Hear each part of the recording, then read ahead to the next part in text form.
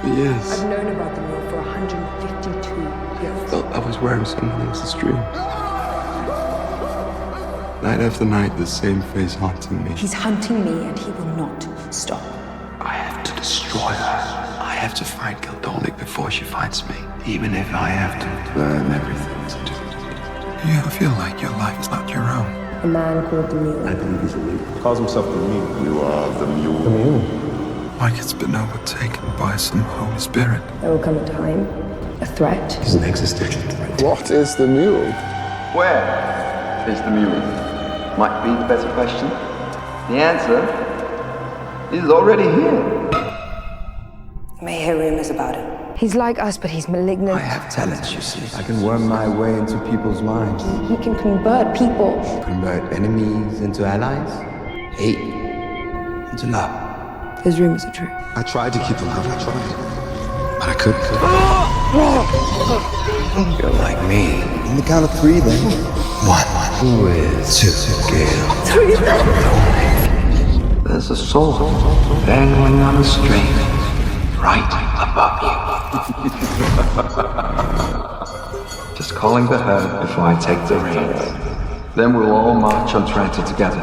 That was always my plan. When I left your welcome gift, Tell me, a cobalt spine. was this Blue Death part of your plan? I see him every time I close my eyes. You have lived comfortably.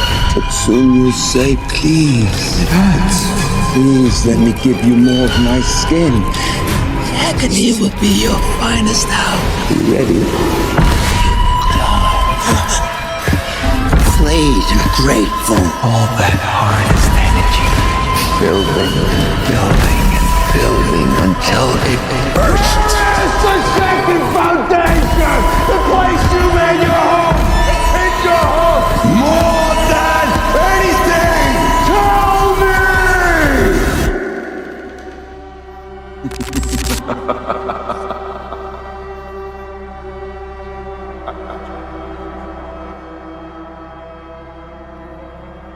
The mystery of the Mule is one of the most pivotal parts and aspects of the entire Foundation series.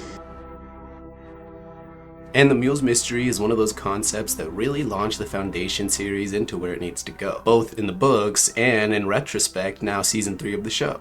Ironically enough, it seems history truly does repeat itself. Within the series, the Mule's introduction was not only meant to provide an external threat that was inevitable to come, as they've been alluding to him since the very beginning of the series, sort of like the White Walkers in Game of Thrones, and with a similar power set minus the necromancy. Either way, the reason this guy is such a threat is because for a long time, humanity's been led by a galactic empire. This empire consisted of a genetic dynasty, essentially keeping one man living for as long as possible. But still, in all senses of the word, especially to the public eye, these clones were seen as human, and they were only as capable as any other human. The only things differentiating them is the resources they had while they were being raised, and the resources they currently have access to. But if you take a Cleon and strip them down, they're just as susceptible to any of the ailments that anyone else is, as we see with moments like Cleon walking the spire in season 1. The reason I'm reiterating this fact is because, at the end of the day, power belongs to whoever grasped it first and whoever had the opportunity presented to them.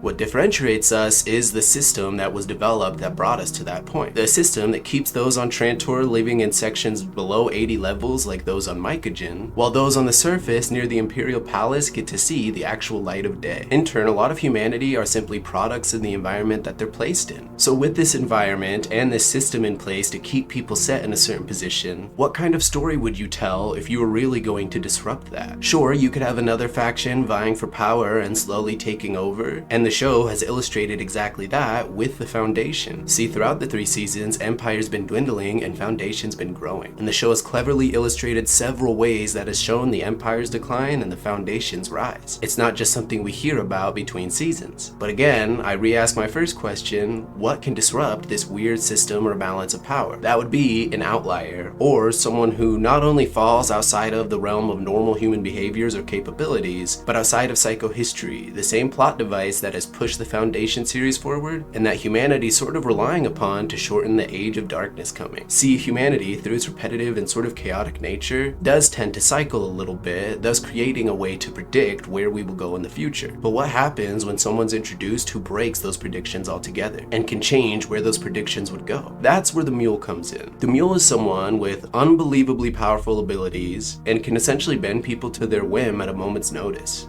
The minute they're within a proximity or sound range, you're essentially subject to whatever he wants you to do. And this is a little more intense than something you'd see in a galactic empire like Star Wars. See, in Star Wars, though Darth Vader and Palpatine are still scary to deal with and still definitely a challenge to take down, their reign of the galaxy would have been over almost like that if they had the same powers the Mule had, which may not be telekinetically crushing people, but telepathically manipulating them. As Tellum once put it, you can't lift objects with your mind, but why would you need to if you can make someone else do it for you? Essentially, the reason this guy's a threat is he could walk straight up to the Empire and say, yeah, I'm in charge now, and then everybody will just do what he says. But him being a threat isn't the only fun part of the show. The big fun part of the show is figuring out who exactly the Mule is. Now, it is very possible that the Mule is who we see presented to us on screen, but I'm gonna argue with some of the lines of dialogue he has and some of the narrative elements we've seen so far, this is not the actual Mule we're meant to see. So I'm gonna go through a list of people who I think could actually be the Mule, from least likely to most likely, and we'll see by the end of season 3 where my predictions fall. Either way, for now, I'll go ahead and start with my theories I had watching the season 3 trailer. See, in the season 3 trailer, we saw Torrin Mallow, but at the time, I had no idea who the character's name would actually be. I just knew the actor was Cody Fern, and he had played evil people in the past. So I thought potentially Torrin Mallow could actually be the Mule in manipulating people around him. But now, with what we've seen in the actual story, I just don't think that's the case. But let's move on to another likely candidate, that being Ebling Miz. Ebling Miz is a character who hasn't been seen too much this season, but has been seen to be very capable. From being the first person to ever nullify Harry's null field, to being very well studied on everything Harry Seldon. We've had small moments with him where he seems almost disoriented or out of place. Could there be a chance that Ebling Miz is a little bit disoriented because his mind's doing so much work controlling the actual Mule? It's possible. Let's go to my next theory though, that being Archduke Balerian's daughter. Now, the Archduke's daughter has been very weird and had a lot of scenes that focus on her for some reason. And originally, when the season started, I thought, okay, they're showing too much, it has to be her. And while there is still definitely a likely possibility that it is her, and this would maybe allow for the Mule or her to grow up in some way between seasons and be played by a different actor at some point, I do think it's a little strange how callous she would have been taking out her own father, even if she wasn't a fan. But I also kind of find some of the glances she's giving the characters very, very suspicious. So she's, I'd argue, a perfect middle ground. But let's cut to another likely candidate, that being the offspring of both Sereth and Dawn. I touched on this in my other Mule Theory video, so I won't reiterate it too much here, but essentially, they fled the Empire to go live their own life, and Sereth was actually pregnant. We know at some point we'll be seeing Sereth's home region in Cloud Dominion and their flagship. Is it possible, especially with dialogue from Dawn to Demerzel like this baby only will need to be loved and cared for, that the Mule, searching for love and discussing love so much, is actually Sereth and Dawn's offspring? Maybe Demerzel had taken them down, leaving the Mule an orphan? But now let's cut to another theory I have, and this one is actually a theory proposed by Think Story. Think Story is another channel that covers the Foundation series, but he avoids book spoilers, so anyone who also avoids book spoilers probably has seen him around. One of his first theories was that the Mule could actually be an offspring or directly related to Harry Seldon, as we saw Seldon grow up quite a bit,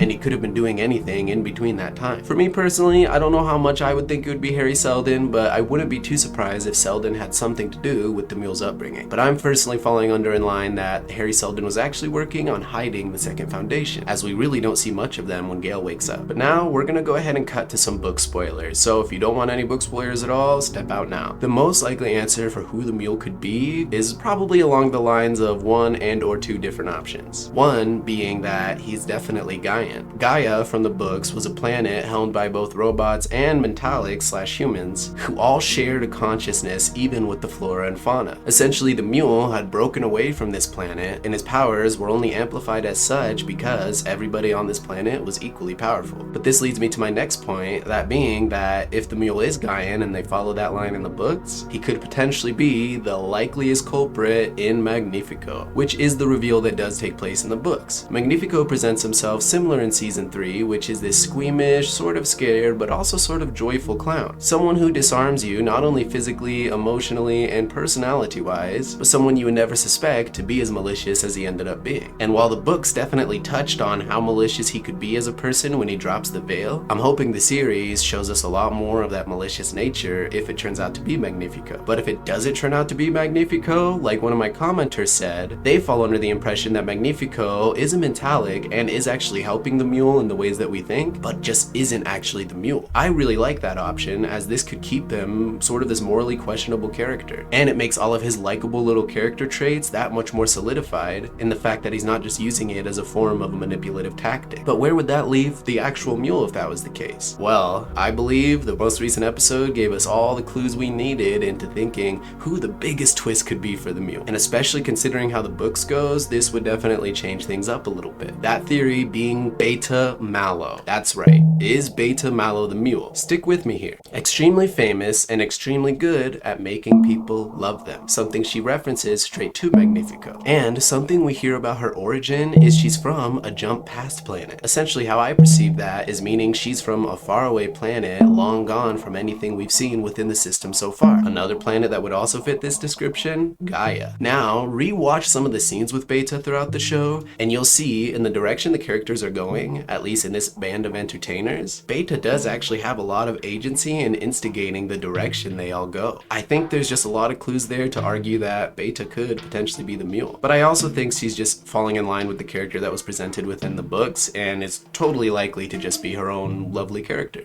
But let's go ahead and leave an open mind for a second. Let's say Bayta is potentially the mule and there's more to her story than we've actually seen. Could it be possible that Bayta herself is actually just a puppet or a body inhabiting the true mule? In which case, do we even know of any mentalics who are capable of hiding within people's bodies at all? Well, of course we do. That's being Tellum Bond. Tellum was one of the most powerful mentalics we've seen throughout the series, not only controlling tons of other mentalics at the exact same time, but being capable of escaping death by jumping into other people's bodies. Even doing so in a moment's notice when someone sneaks up on her like Harry Seldon before bashing her down. And the show did kind of allude to the fact that Tellum did die with Josiah back in season 2 when he took down Salvor, but there could also be a very real possibility that Tellum jumped yet again and has been playing this long game throughout the years until season 3 has come around. And now that we're here, at some point she transferred herself into Bayta, who potentially also possesses some mentalic abilities. Now, a fan of the channel had reached out to me on Instagram to share some of their own thoughts and theories, and I wanted to go ahead and share some of that here. They basically stated as follows. They wanted to ask if I noticed that the knife Salvor used to kill Josiah was the exact same one that Raish used to kill Harry in season 1. My thought is that Tellum used her abilities to transfer her consciousness into it to survive. Now, this theory primarily promotes that the mule we see, played by Pilu, is actually being controlled by Tellum currently. And while this theory is a spectacular one, it led me to a little bit of a different conclusion. I'd argue potentially Tellum could be inhabiting the body of Bayta. Now, should Bayta be Tellum and be capable of doing the same things that Tellum was, could she be using her mentalic abilities to do what the mule can do, which is emotionally manipulate people? That includes the mule played by Pilu. That includes Magnifico. Even Torin Mallow, that being a direct connection to the Traitors Alliance and in turn the Foundation. While it may not be the most likely of theories, I do think it'd be a very interesting twist on all the characters involved. I'd kind of like to meet this Seldon fella everyone's always banging on about. I wish everyone would just be a part of one thing. Either way, I want to know what you guys think. What do you think about the mystery of the mule? Who do you think the mule could actually be? And will it even be revealed by the end of season 3? Or will they save it for the future of the series? And I really hope you guys enjoyed the intro edit for this video. It's honestly one of the ones I'm more proud of. I felt it was only fair to make another version of the same edit, but for Pilu, who I think is absolutely killing it this season as the mule. And I wanted to say thank you for 5,000 subscribers. I never would have expected to get this much support. I guess I sort of create these videos because the odds of making a TV show or movie, let alone working for one, are pretty low. As humans, it's very important that we create something and put something out into the world that we're proud of. And while it's not a full-time gig yet, I'm gonna try to keep working hard as long as I have the means to get to the point where it is. Because working full-time and editing these videos does take a lot out of you. But I've also never felt more proud of myself. So again, thank you all for your support. I seriously really appreciate it. I strongly encourage anybody who's maybe just been debating it to start pursuing something. Either way, again, appreciate y'all. I also wanted to take a second to specifically shout out some of my Mud members that have been sticking around even during the channel's low periods. So again, I sincerely want to thank Dandy Gardner, Danny Nell, and Johnny J for your continuous support on the channel. 5,000 subscribers, my goodness. Have a good rest of your day. Now we're advancing through time. I don't understand. The blue line was the trajectory mankind was supposed to follow. The future Harry had accounted for. The red line is what's actually happened since the last crisis. That's where we really are. This one, call it the third crisis. It's a turning point. If we don't start preparing for it now, the Age of Darkness Harry predicted gets longer, not shorter. How long? So long that it might never end. Show me the turning point where chaos seems to consume everything. I saw her again. I have to find Gale Dawn before she finds me. All alone, without your worries. Where are your mentalics, Gale? Where's the second foundation? I can reach inside your mind. What's that I see? A younger self peeking out at me. I have to destroy her, even if I have